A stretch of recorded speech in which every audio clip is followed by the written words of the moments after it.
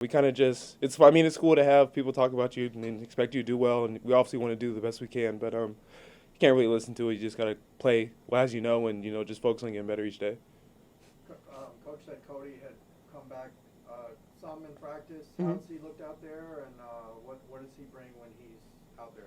Oh yeah, Cody's definitely back in practice, and yesterday he was showing off. I feel like he gets better. Even he's been hurt and he's just been focused on rehabbing, but I feel like he's just gotten better from that. But he definitely just shows that he's a veteran leader of this team. He's been here the longest, and just him on the floor, he's like a big anchor. He likes to talk and point people to the right direction and stuff like that. So definitely having him back on the floor is always a good thing. It probably helps you too, right? Yeah. Definitely. Now the bigs have another person to rely on, and we could, use that time, split it much better and stuff like that. How do you like the layoff of you guys are going to have like 10 days between games? Have you been able to recharge a little bit? How have you handled it? Oh yeah, definitely. It was finals week this week, so definitely I got to focus a little bit more on my finals this week. So we didn't have a game, and we definitely took just some days to get more shooting in, rehab. Just get your legs back. It's actually good to have a break like that. I think starts in the season, it feels like back to back to back, and you don't really have a break. So this was actually a good break. I feel like we took advantage of it well. How do you feel about your offensive game possibly taking a step forward against Colorado, and what that has done for your, let's say, your confidence offensively? Oh yeah, definitely did boost my confidence. I feel like that was one of my biggest issues, that I'm not too confident in my offense. And Cronin always emphasizes, you're very capable, you have the ability, you have the skill, you should believe in yourself more.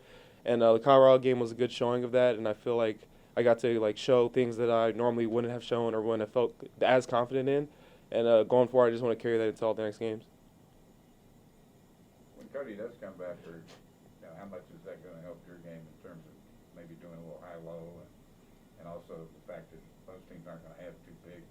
Yeah, definitely. I think that's going to help a lot. Even Colorado, they played two, kind of bigs, and most teams follow suit. So having Cody back will definitely help even matchups and even offense, the high-low potential. And Cody's great in the stretch mid-range game, so he works very well in that area, and I work well in the low post. So I think that's going to be a good 1-2 punch.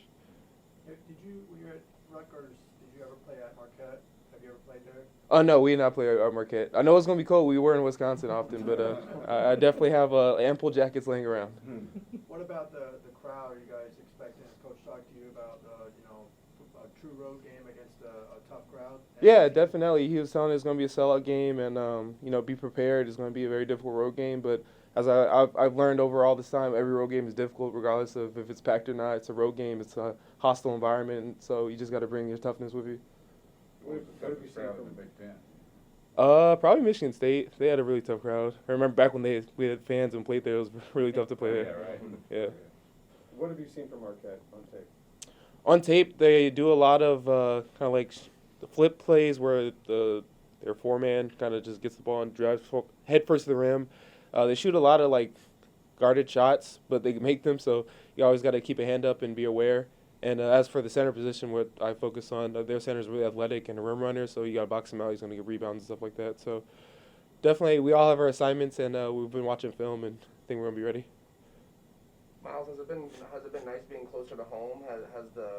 Has your family come out to a lot of games, and what's that been like? Oh, it's been great. Yeah, my family's been at every game thus far, so good to see them. I go home on the weekend when I can, and spend time with my sister and my dog. My sister's about to go off to college, so I feel like it's a good window I get to see her, so me being away. And she wants to go away too, so it's going to be a fun little window while I still have her, so I get to see her and stuff like that. Do you ever hear them cheer at Pauley? I know it's hard, but do you ever hear them, or maybe you're so recognized?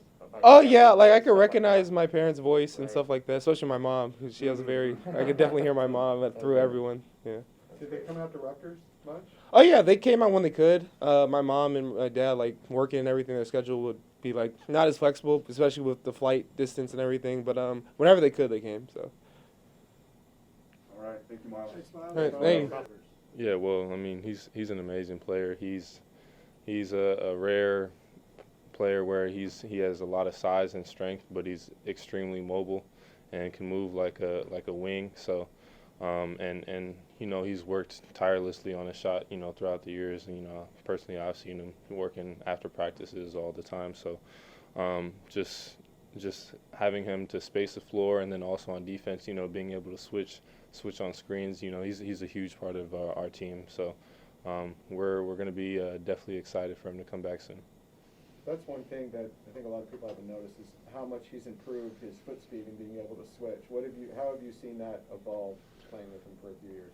Yeah, well, I think it starts, outside of basketball, just working out in the weight room. He's been getting his body right, making sure his weight is where it needs to be, and his strength and mobility, making sure he's flexible. So, that helps a lot. And then just learning that, for our team specifically, we switch a lot, and we talk and switch. So, when Cronin first got here, that was a big emphasis. So we've seen Cody work tirelessly on that and improving his body, and it's shown on the court.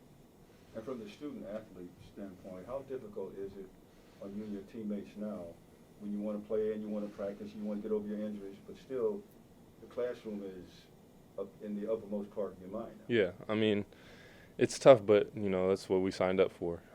It's our duty to take care of the classroom so that we're able to play on the court.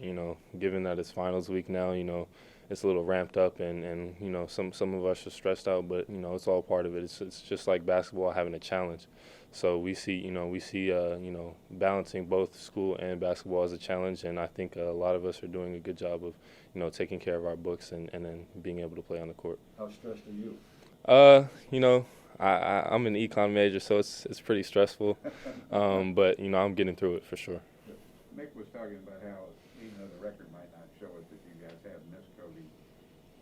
What have you learned about about your team by the way it's been able to adjust without Cody and still win and still maintain a level? What are your thoughts about the way you've been able to do that? Well, I think it's sort of fortified the idea that we're a resilient team and we're able to adapt. Like last year, there are a few games where we lost Cody due to his ankle injury, and Johnny as well, he had an ankle injury. So, we're able to adapt and sort of, cover those holes, when we have players out. But, it's no secret. Like we're way better when we have Cody and all of us healthy.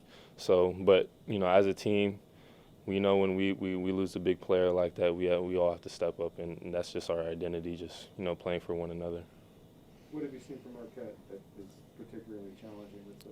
Well, we know they're a very aggressive team, both defensively and offensively. So just being able to come in to, Marquette, or I think it's the Fiserv Arena, and know that we have to play with confidence and compete, because we know it's not going to be an easy game. Obviously, it's a road game, most likely a lot of fans. So with a team like that who's extremely aggressive, we have to come in and match their aggressiveness, match their intensity, and just be able to compete. You guys have done a great job of avoiding COVID, but this last week was another reminder that it's still out there. Did you guys talk about that and kind of re-emphasizing being safe and being careful with everything? Yeah, for sure. It's tough right now, obviously, because we're kind of in a we don't know. It seems like it's sort of going back to normal, but then we have what happened last week. But I think we've all done a good job of staying safe. We pretty much just hang around each other for the most part. So. We're not really that worried because we never really branch out like that, and we're more together most of the time. But it's still, after last week, we had a little talk, just keep being safe and make sure that for each other and for our school, just being available to play. When do you remember this team? Well, I think away games are always difficult, and always, each one is different. I think. Maybe our road games against Washington, we have two different types of cities. We have Seattle, and then we have Pullman. So, it's a tough trip. Great teams, and we know they play hard. But just being from LA, being in the cold weather, I feel like that's a good away trip to sort of prove ourselves. All right, you've got to go. Thank you guys.